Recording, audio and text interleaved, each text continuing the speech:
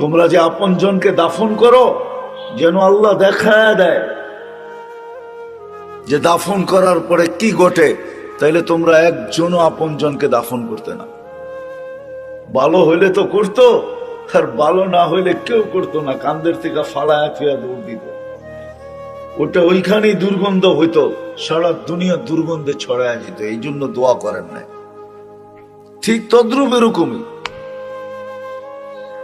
প্রস্তুতি যদি যুবক জানতো, যদি আল্লাহ উদ্ভাসিত করত যে প্রস্তুতি করলে কি ঘটে, রাস্তা দিয়ে গেলে রাস্তা কি বলে, গাছের পাশ দিয়ে গেলে গাছ কি বলে।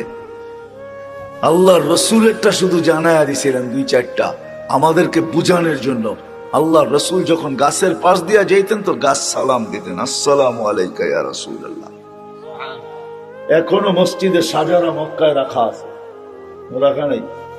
হ্যাঁ, ওটা কোন সাজারা, কোন গাছ যে আল্লাহ রসুলকে সালাম দিত? এখনো পাথর রাখা আছে, যেই পাথর আল্লাহ রসুলকে দেখা সালাম দিতেন।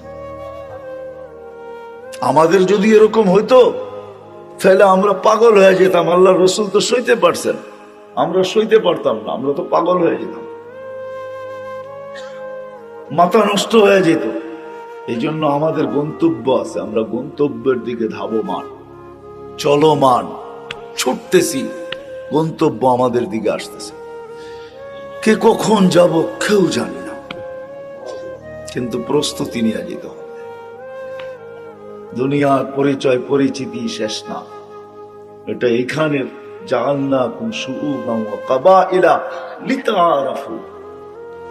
কোরআন সুস্পষ্ট করছেন, দুনিয়ার তোমাদের পেশায় বিভক্ত, বংশে বিভক্ত, দেশে বিভক্ত, এরিয়ায় বিভক্ত, বর্ণে বিভক্ত, ভাষায় বিভক্ত। দুনিয়ার এই বিভক্ত শুধু হলো লিতাআরাফু, আপোষে চিনার জন্য, একজন আরেকজনকে চিনার জন্য। এটা দুনিয়ার, এটা আখেরাতের না, এটা কবরের না, এটা হাসরের না, এটা মিজানের না, এটা পুলসিরাতের না। আবারও পিছে